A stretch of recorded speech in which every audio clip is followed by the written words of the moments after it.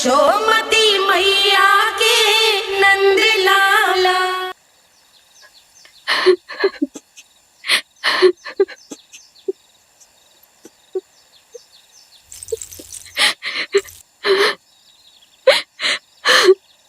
हमारे भक्ति में ऐसी क्या कमी रह गई प्रभु कि अभी तक आपके दर्शन का सौभाग्य नहीं मिला। अब तो सैकड़ों वर्ष बीत गए हैं आपका सुमिरन करते हुए।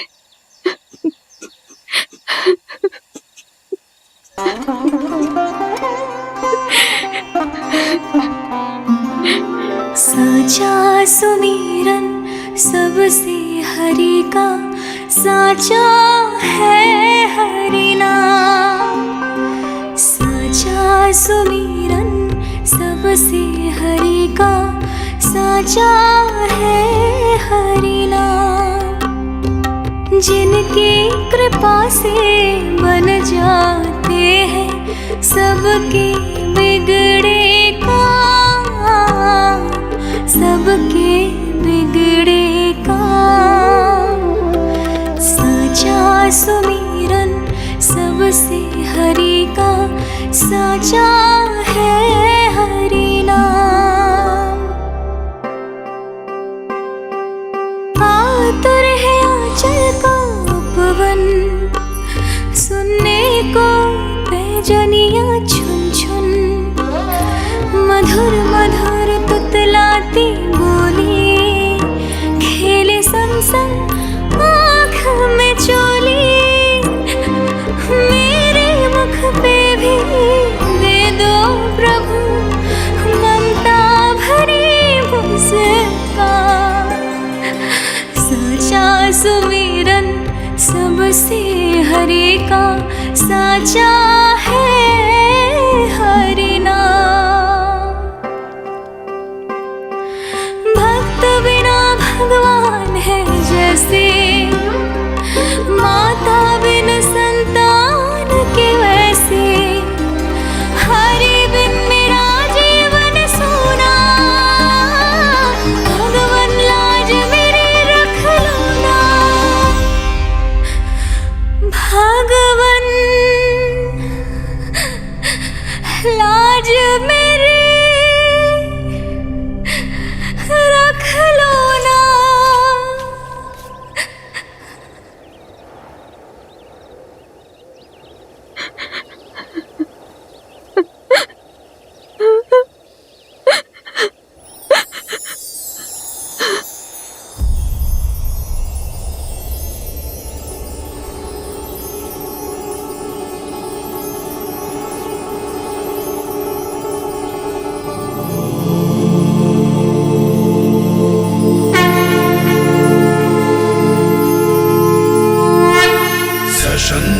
चक्रम सकिरीट कुंडलम सबीत वस्त्रम सरसीरुहे क्षणम सहार वक्षस्थल शोभिकास्तुभम नमामि विष्णु शिरसा चतुर्भुजम्।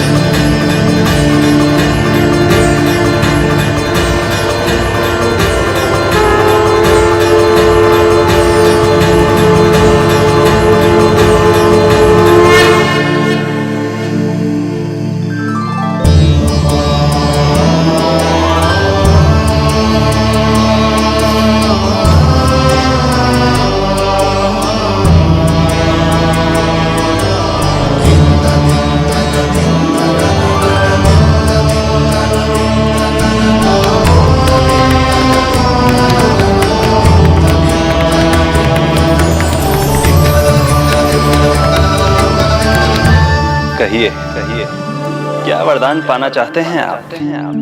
प्रभु, हम आपकी सेवा करना चाहते हैं, परंतु भक्त की भांति नहीं, अभी तो माता पिता के समान।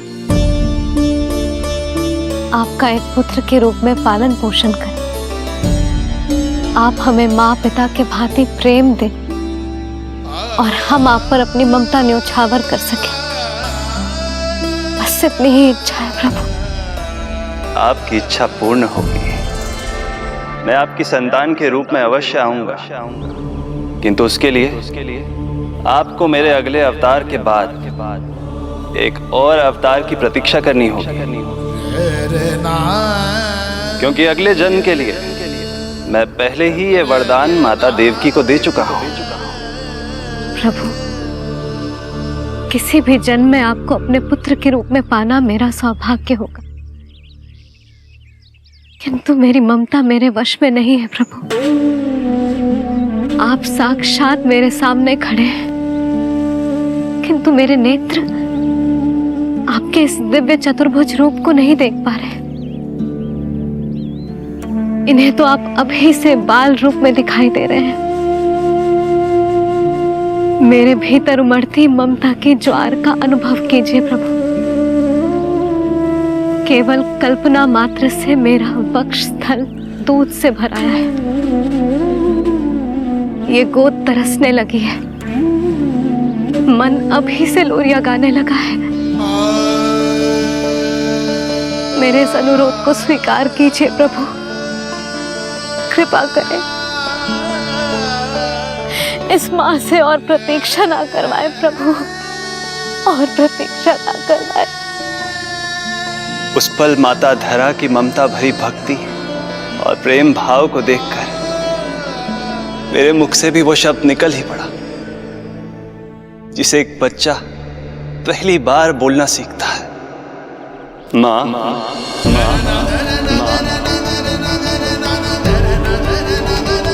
अब ये प्रतीक्षा केवल आपकी ही नहीं, मेरी भी होगी। मैं भी तरसूंगा आपका पुत्र बनने के लिए। इस समय मैं विवश हूँ, किंतु मैं आपको वचन देता हूँ, मैं आपकी संतान बनकर अवश्य आऊंगा। प्रभु,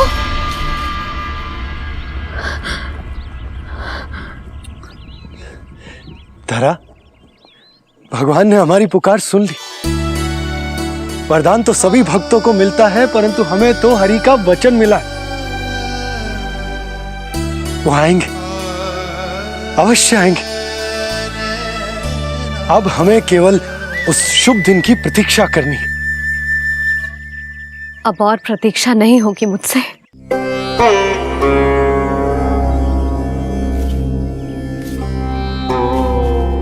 हमने सहस्त्रों वर्षों तक तपस्या की, ये समझ लो कि वो तपस्या अभी शेष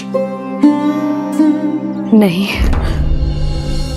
श्री हरि को अपने सामने देखकर मेरी व्याकुलता का बांध टूट गया है। 2 जन्म बहुत बड़ा समय होता है स्वामी।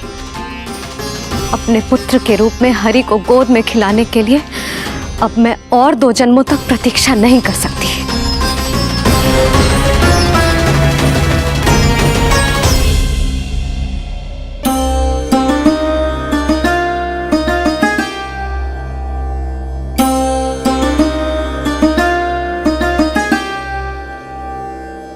व्यर्थ हरि बिन जग ये सारा, व्यर्थ हरि बिन जीवन धारा।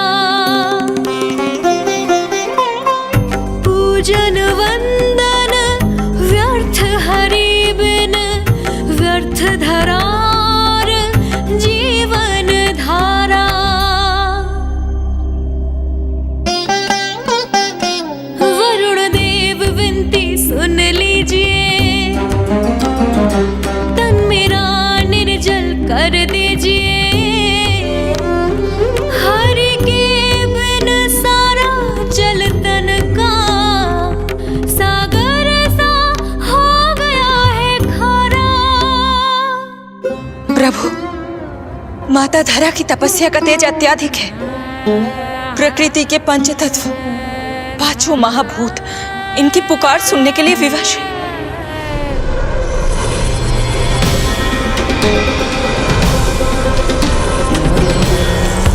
धरा, प्रिय, ये क्या कर रही हो?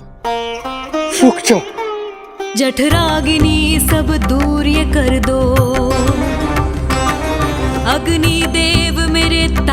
को हर लो। माता जो वंचित ममता से, जग में नहीं उसको कुछ प्यारा। पूजन वंदन व्यर्थ हरि बिन, व्यर्थ धरार जीवन धारा। प्रभु, यदि अग्निदेव अपना अग्नि तत्व वापस ले लेंगे तो इनकी पाचन शक्ति नष्ट हो जाएगी और जीवित रहने के लिए शारीरिक तापमान भी अति आवश्यक होता है। यदि वही विलुप्त हो गया तो? धरा, तुम्हें मेरी सौगंध मत करो ये। हे भूमाता आकृति दाता, मिथ्या है ये माटी का ढांचा। माटी मुक्त करो इस तन से, जब ना मिला हरि का सहारा। प्रभु, भू तत्व ही तन को भार देता है, उसके बिना ये तो पूरी तरह से ढह जाएंगी। धरा, धरा, ये क्या हो गया? बस करो अब। प्रभु, कुछ कीजिए। मैं संसार का संचालक हूं देवी, नियमों का पालन करने के लिए मैं भी बाध्य हूं। जो वचन मैं पहले ही माता देवकी को दे चुका हूं, यदि मैं चाहूं तो भी उसे तोड़ नहीं सकता।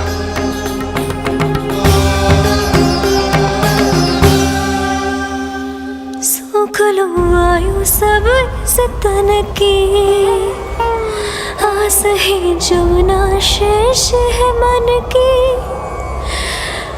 वायु देव कृपा करो अब ये, रोक दो इन श्वासों की धारा।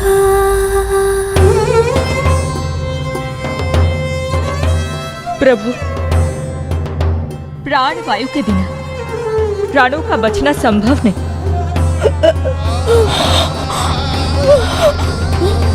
धरा, धरा, धरा, धरा, बस करो अब। क्या तुम अपनी सुध-बुध खो चुकी हो? तुम्हारे प्राणों में मेरे भी प्राण बसते हैं प्रिय। रुक जाओ।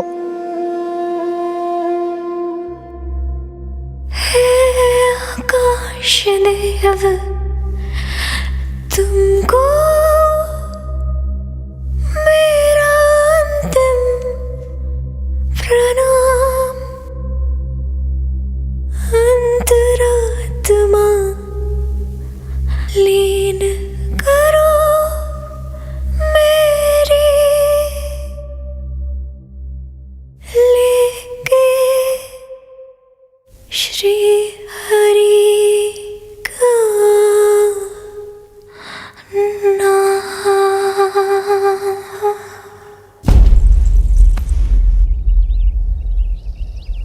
धरा, धरा, धरा, ये क्या कर लिया तुमने? धरा, कोई है, कोई है, सहायता कीजिए। धरा, जल। धरा, तुम चिंता मत करना, मैं यही हूं। मैं 2 क्षण में जल लेकर आता हूं।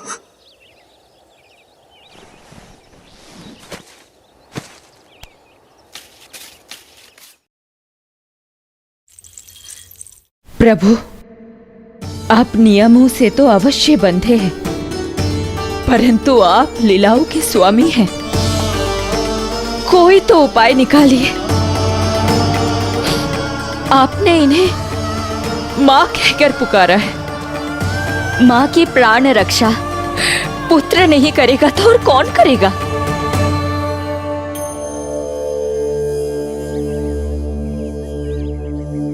प्रेम ना जिसकी सीमा कोई ना कोई आयाम, माँ की ममता के आगे विवश हुए भगवान, विवश हुए भगवान।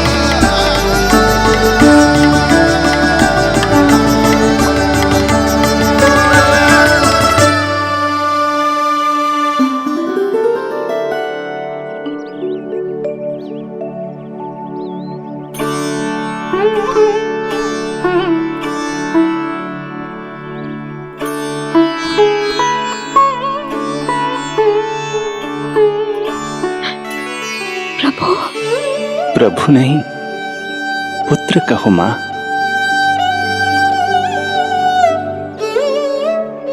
पुत्र, मेरा पुत्र, मेरा पुत्र।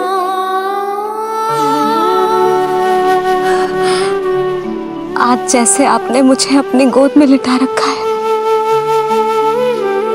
क्या कुछ ऐसा नहीं हो सकता कि शीघ्र ही मुझे आपको अपनी गोद में खिलाने का अवसर मिल जाए? आज तो मैं केवल मूर्छित हुई हूं,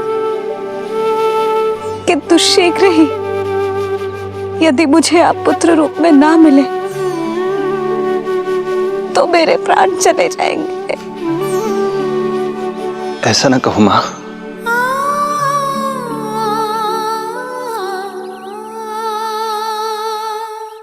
माता देवकी को मैं पहले ही वचन दे चुका हूं, इसलिए विधि के विधान के अनुसार मुझे उन्हीं का पुत्र बनकर जन्म लेना होगा। किंतु आपकी आतुरता का अनुभव करने के बाद अब मैं भी आपका स्नेह पाने से स्वयं को और वंचित नहीं रख सकता। आपने वरदान मांगा था कि आप पुत्र की भांति मेरा पालन पोषण करना चाहती हैं, इसलिए यदि आप उचित समझे तो आप अगले जन्म में ही अपनी इच्छा पूर्ण कर सकती हैं। जिस आयु में संतान को अपनी मां की ममता के आंचल की आवश्यकता सबसे अधिक होती है, उस आयु में अर्थात अपने जन्म के प्रथम दिन से 10 वर्षों तक मैं आपके साथ रहूंगा। किंतु फिर मुझे अपनी जन्म देने वाली मां माता देवकी के पास लौटना होगा। ऐसा करने से मैं उन्हें दिया वचन भी निभा पाऊंगा और आपकी ममता का सौभाग्य भी प्राप्त कर पाऊंगा। यदि आपको स्वीकार हो तो।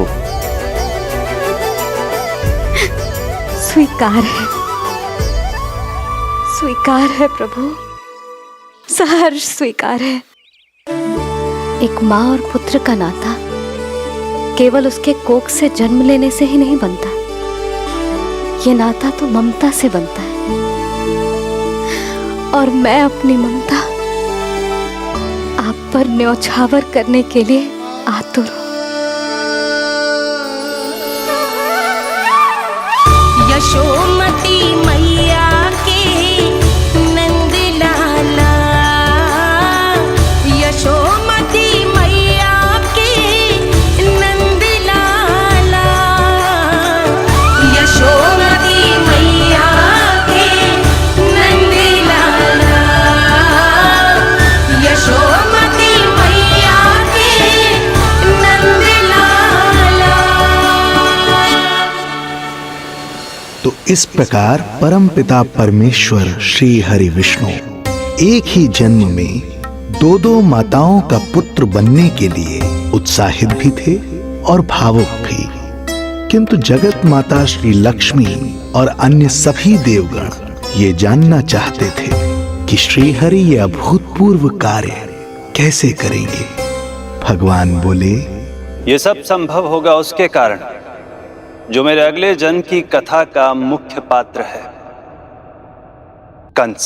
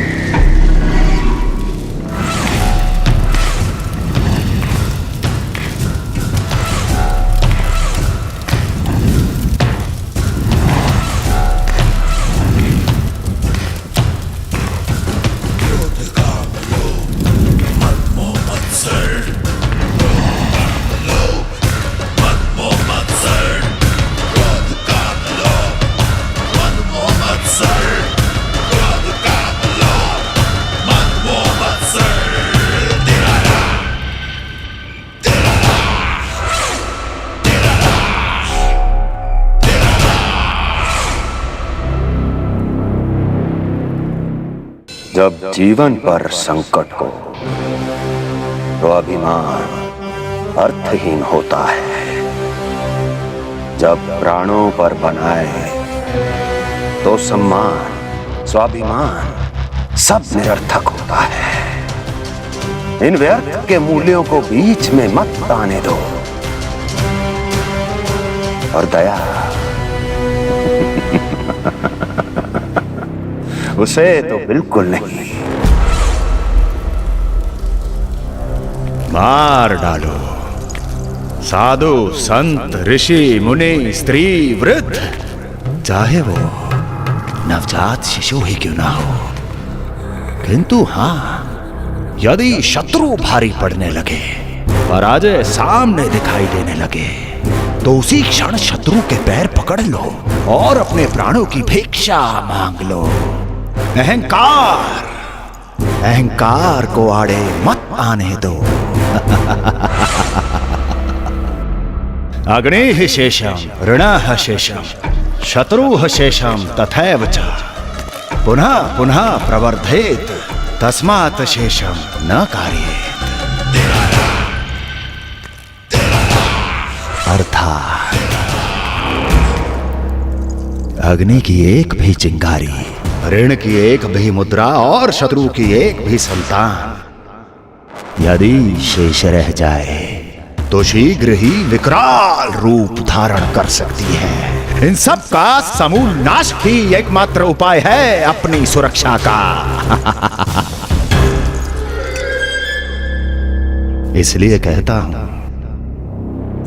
साम दाम दंड भेद, कोई भी युक्ति क्यों ना लगानी पड़े, शत्रु के प्राणों का हरण ही परम उद्देश्य होना चाहिए। छोड़ो मत, फिर चाहे वो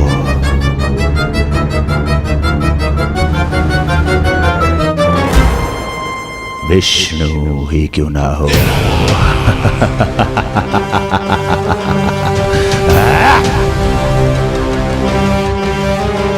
यही थी कंस की दिनचर्या।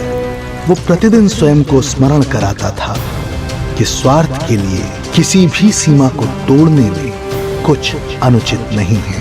तभी तो राजगद्दी प्राप्त करने के लिए उसने अपने पिता महाराज उग्रसेन को भी नहीं छोड़ा था। पिताजी,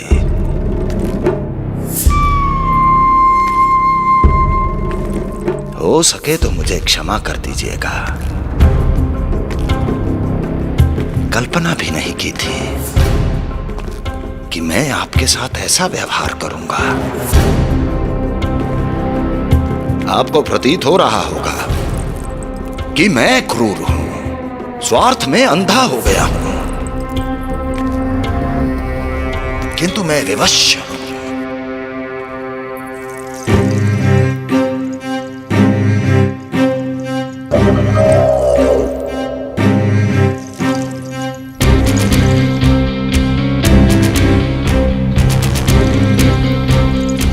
आज से सत्ता का ये भार अब मुझे उठाना पड़ेगा पिताजी, क्योंकि आप तो अत्यंत दयावान हैं। अपनी आवश्यकता से अधिक प्रेम आपको अपनी प्रजा से है, किंतु मैं ऐसा नहीं। मैं अपने शत्रुओं का काल हूं, तभी तो मेरे प्रति दुर्भावना रखने वाले मेरे सम्मुख आने से पहले थर थर कांपते हैं। इसलिए मथुरा का राज सिंहासन मेरे साथ अधिक सुरक्षित रहेगा, क्योंकि मैं आपसे अधिक उपयुक्त हूं पिताजी। मेरा विश्वास कीजिए। हृदय पर गोवर्धन पर्वत रखकर मुझे यह निर्णय लेना पड़ रहा है पिताजी।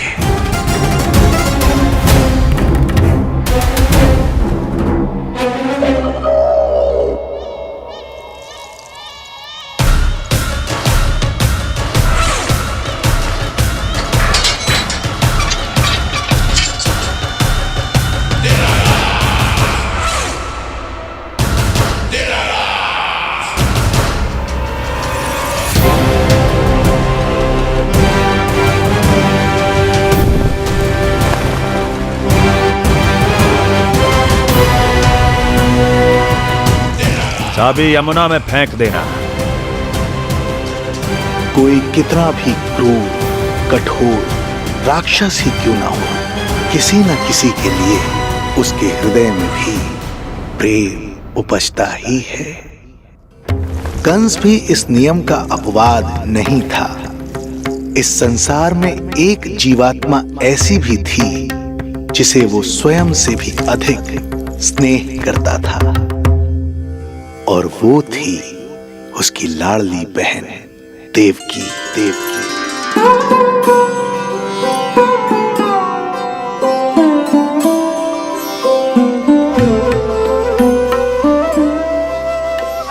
देवकी के लिए कंस एक राजा नहीं, मात्र भाई था, जो अपनी बहन की छोटी सी मुस्कुराहट के लिए आकाश पाताल एक कर सकता था।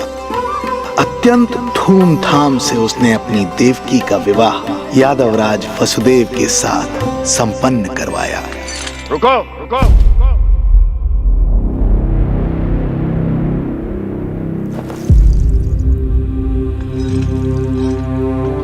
ये आप क्या कर रहे हैं? आप मथुरा नरेश हैं?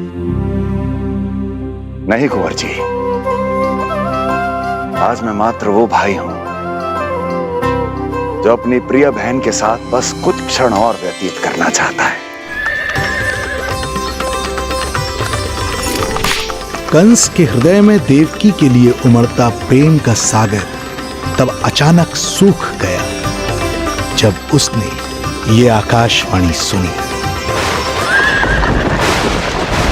महापापी अत्याचारी कंस